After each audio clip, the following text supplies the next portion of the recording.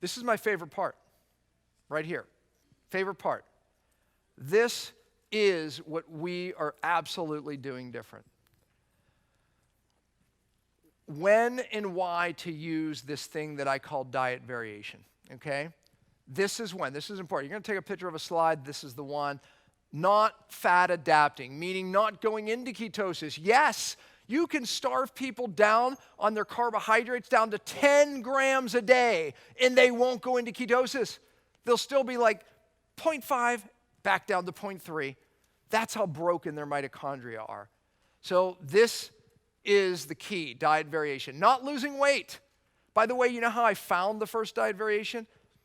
I had someone in ketosis, and I've witnessed this before, where they were in ketosis for 3 months, and they still weren't adapting. They weren't losing weight, and their numbers were horrible. So out of frustration, I said, bail. Let's go back to a regular cellular healing diet. Get your carbs up about 100, 150, all healthy carbs, no grains, no sugar still, cellular healing diet. And lo and behold, even though they were on that diet first and weren't losing weight, when they shifted the diet, they started losing weight. And they even felt better. And I was like, that's really weird. I'm going to do it again. And I did it again, and it happened again. And so this shift from diets, I figured out the answer scientifically. So when the body adapts to dietary changes, dramatic shifts in the diet, all these things happen. And I'll share it with you. Very important. Hormone conditions, especially thyroid conditions, they need diet variation. They will not be fat burners. They won't. You'll put them in ketosis, they just simply don't, it doesn't work.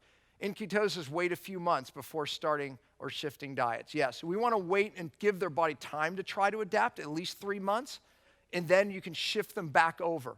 Why it works. Adapt or die, or should I say adapt or get fat. Survival is the number one priority of innate intelligence. You all agree with that? It's what it wants to do. Major dietary shifts drive survival adaptation mechanisms. Major dietary shifts drive survival adaptation mechanisms. This increases hormone sensitivity, rises in growth hormone. Sound familiar? Hormone optimization, and a strengthening of the microbiome. Dietary shifts, meaning when you're forced to change your diet. Does that happen today? No, unless your spouse forces you, but it doesn't happen. Ancient cultures were forced into dietary shifts from environmental factors, seasonal changes, simply the lack of food. We don't have that today, but we can mimic these shifts weekly, monthly, and seasonally, and it's magic because we're taking advantage of the adaptation of the human body, and it's unbelievable. Stark changes, look at this right here. Stark changes in lifestyle that depart from normal diurnal cycles and periodic fluctuations in food availability. Thus, modern times may be characterized by as being constantly in a feast environment. Yes, welcome to modern living. We're in a constant feast environment when we should be mimicking feast in what? Yeah, we're not. Listen to this study. It said the cellular consequences may be an increase in the risk of several diseases, including cancer.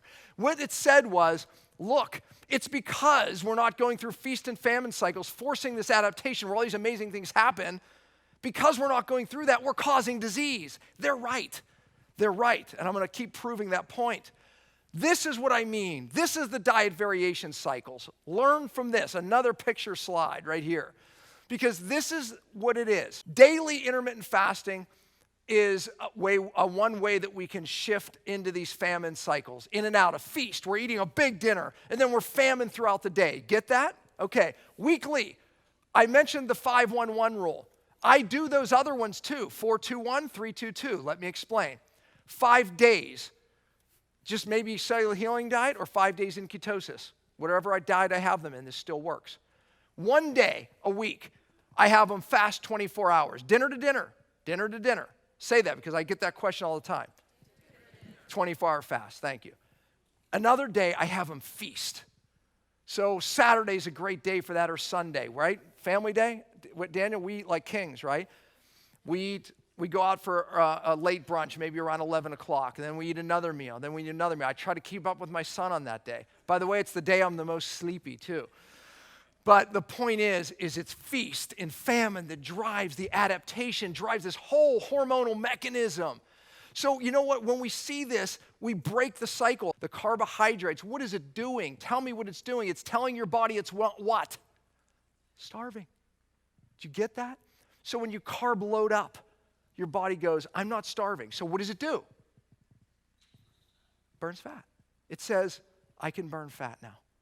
That's the key. See, it's adaptation. That's all we're doing. We're throwing at either high protein, high carbs, feasting, and the body goes, okay, I can burn fat now. Because remember, after a while, follow me on this, in ketosis, what is the number one fuel for your cells? What is it? Fat. Is your body intelligent enough to say, wait a minute, if this is the only thing that I can burn, maybe I should hold on to it? Does that make sense? Is it that intelligent? You're darn right it is. So it says, wait a minute, I don't know when the next meal is coming, and this is all I have, so I'm going to blunt from my DNA. I'm smart enough to blunt that insulin receptor, and now my body's going to store more what? And it's not just storing fat. Unfortunately, it stores it in the hardest places to lose. Why? Because it doesn't want to access it. And it's that loose, nasty, watery fat. It's that cellulite type fat you gain. So all of a sudden, you're going, it happened to me. I'm like, what's going on? I'm losing my lower abdomen. I'm getting worse. So I cut my carbs, getting worse. Cut my carbs, getting worse. Didn't work. Added carb day a week, even 2. My body said, we're free to burn. Seasonally, I go in and out of ketosis. Just like the Hunza people did, at different times, I'll be in very strict ketosis mode, and at different times, I shift out of it. That, too, is diet variation. Got it? Those shifts, hormonal things happen. We need the shifts. Diet variation in MS. A diet mimicking fasting. That's AKA ketosis. So what happened in this study, diet interventions have not been effective in treating MS. That's true, by the way. But here we show that periodic 3-day cycles of fasting mimicking ketosis. So they were fasting, mimicking a ketotic state, they said, because ketones were rising, glucose was what? Dropping. That was the key in the study for MS. Diet variation was the key in that study. Brain function, alternate days of normal feeding and fasting can enhance brain function.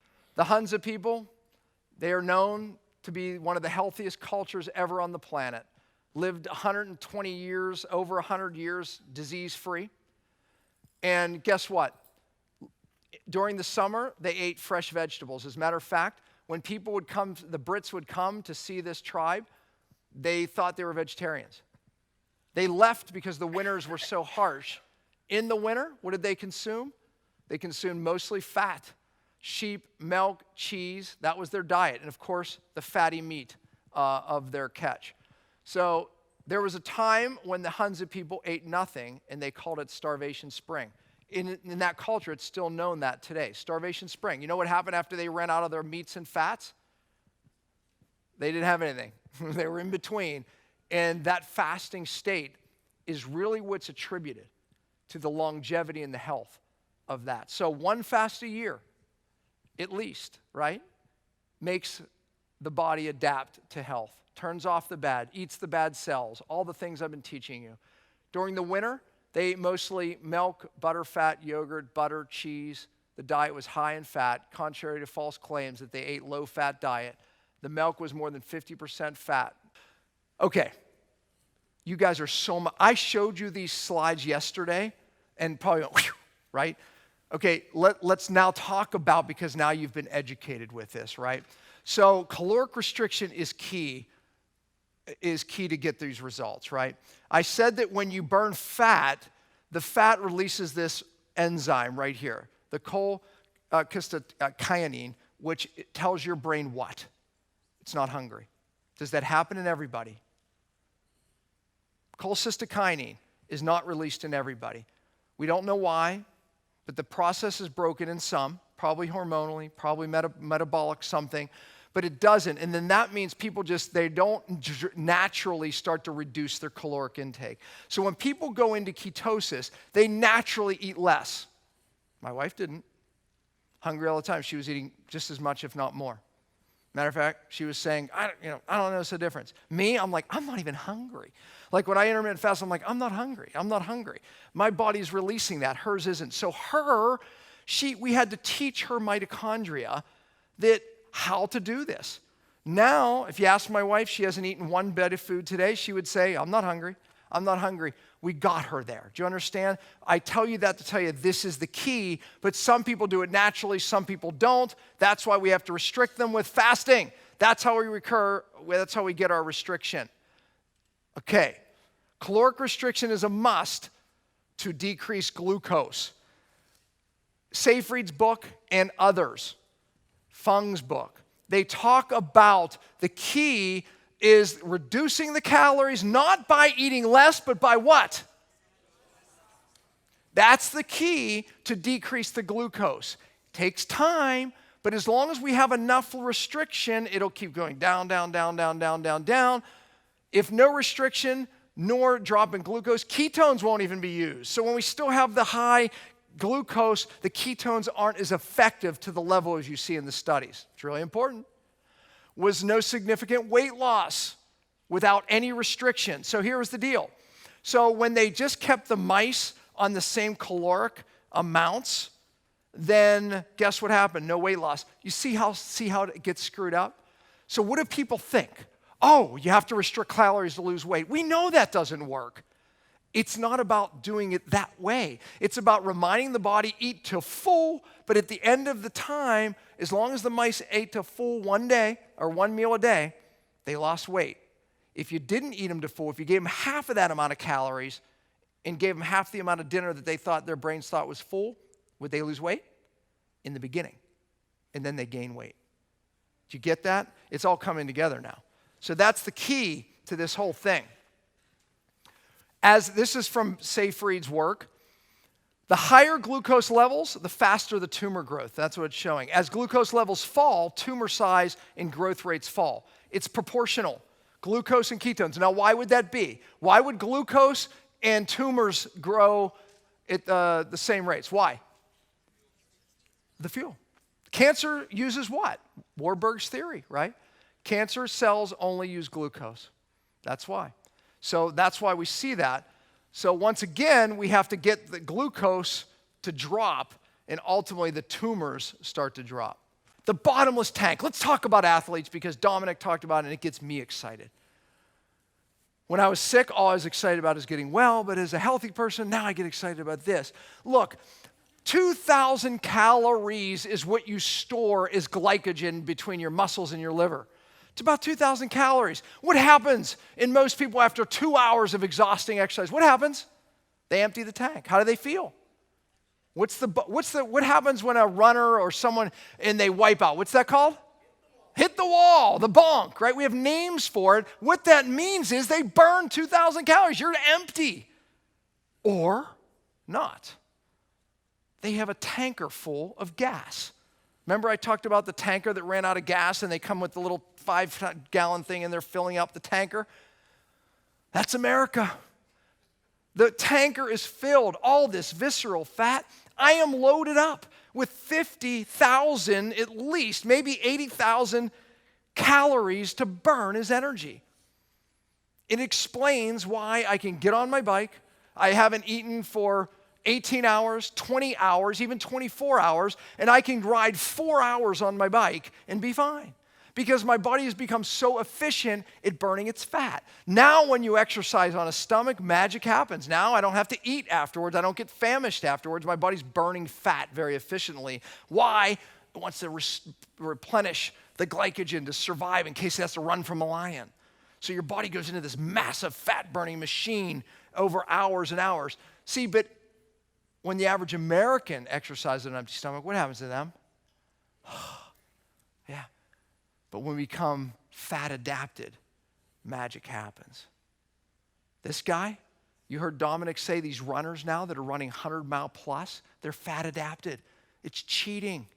Because these guys, they're stopping, they're running, and they're putting in apples, and they're doing their goos, right? Glucose up, they're trying to time it, and if they don't time it, they tank, they missed it, and that literally cost them the race, unless they just constantly are eating. This guy's not eating. He's eating his visceral fat. Guess what happens to his glucose and insulin? Is it perfect? Yeah. Or the guy trying to figure it out. His innate intelligence got it figured out. Steady glucose, steady energy. I haven't eaten a bite of food today. Steady energy all day, fat adapted. I see myself visibly using my fat. It's cool, but you got to get there. We and our patients, we got to get them to earn that. This is cool. It's a movie. That's the movie called Running on Fat. Check it out. Google it. They rode. This guy is insane. Him and his wife, fat adapted, all the way from San Francisco to Hawaii. I think it's just under 2,500 miles. Who does that? But he proved the only way they would be able to do it is because they were fat adapted. These little kids, man, they were all fat adapted. All of them. You would see them. My gosh, they, eat one meal a day. The magic in this whole thing, in ketosis, it's a tool. I know what diet is best. The paleo diet, the vegetarian diet, this diet, that diet. After this weekend, how would you answer me now? What diet's the best? How would you answer me? What'd you say? Ketogenic diet? Variation. History's shown it. I showed you the Hunza people. They were ketosis in the summer. What were they in the winter or in the summer? I'm sorry, ketosis in the winter. What were they in the summer? I wouldn't say vegetarians. They thought they were vegetarians. Point is, their diet shifted. Oh, what happened in the spring? They starved. They didn't run out of food. Same with the American Indians. Point is this. I showed you that study that said, oh my gosh, because we're not doing this diurnal cycle of food in America, we're stuck in the feast mode, right? That's what that study showed. And a study showed that it's creating all these diseases. It is. It is. We need to vary our diet. So ketosis is a tool that we can use, moving people in and out of the state. 3 months, maybe 6 months. Utilizing this tool as part of the ancient healing strategy that we need to fix the microbiome, the gut, to turn off bad genes. It all fits. While we're going upstream to true cellular detox. You see what I'm doing? I'm in the center leg now. Okay? Ancient healing, microbiome. Center leg, removing stressors. Over here, ultimately, we're changing genome with our five R supplements, cellular supplements, target supplements. But when we put it all together, and that's what binds the legs, we have the answer. So yeah, I move people in and out of cellular healing diet, ketosis. Matter of fact, it's amazing because at certain times people do better with different diets. That's why you have more than one tool, right? That's why you have more than one tool.